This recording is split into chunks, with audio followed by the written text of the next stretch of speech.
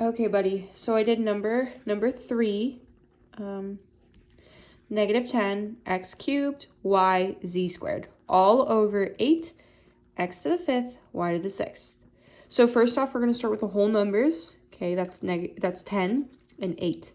Remember, the negative is not attached to 10. The negative is separate. It's on its own. So don't pay attention to that. Right now we're looking at 10.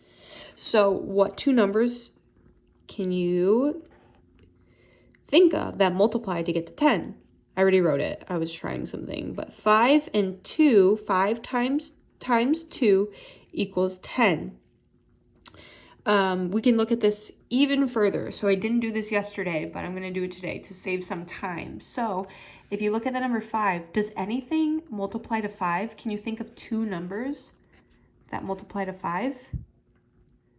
And then, no, you can't. I don't think of any numbers that multiply to 5. So we know that 5 can be left alone. And can you think of any numbers that multiply to 2?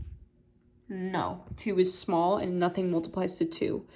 So now let's look at 8. So what two numbers multiply to 8? I think of 4 and I think of 2. Do any numbers multiply to 2? No. Do any numbers multiply to 4? Yes. I can think of two numbers that multiply to 4. 2 times 2 equals 4. So now we have 3 2's. And because we have 3 2's, what we can automatically do is we can cross off a pair of the 2's. When there's, like, let's just say you see this in a fraction, we know that this is the same as 1. So right here, because we see 2 of the same number, you can just cross those out. So we're left with, I'll write it again over here. Negative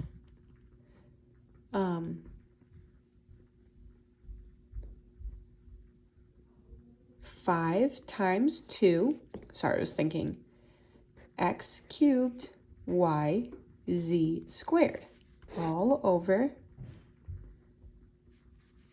2, because we crossed out these ones, and we're left with this one, x5 and y to the 6th. So now I see 2 and 2. 2 over 2, so we can cross those out. We're left with negative. We're left with 5 x cubed y z squared all over x5 y6. So now let's move on to our x's. So when you see the exponents with the dividing symbol, you subtract them. So let's do that down here. 3 minus 5 equals negative 2. So this x is going to change to negative 2. So it'll be negative 5 x negative 2. And now let's look at our y's. So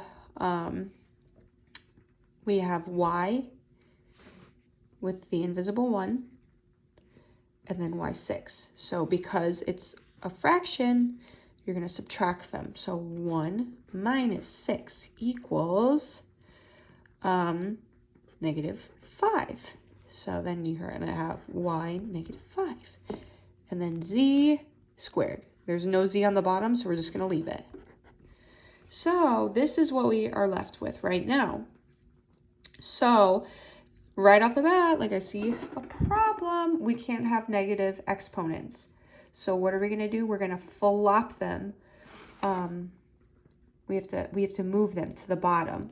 So that's going to look like this.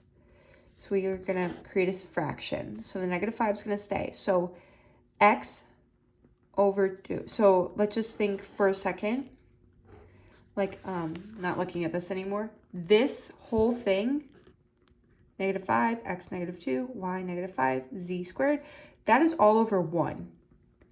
So now what we're going to do is we're going to move the x negative 2 to the bottom and make it positive x squared. We're going to move the y negative 5 to the bottom to make it positive y5. And then the z squared stays on top. And this is your answer.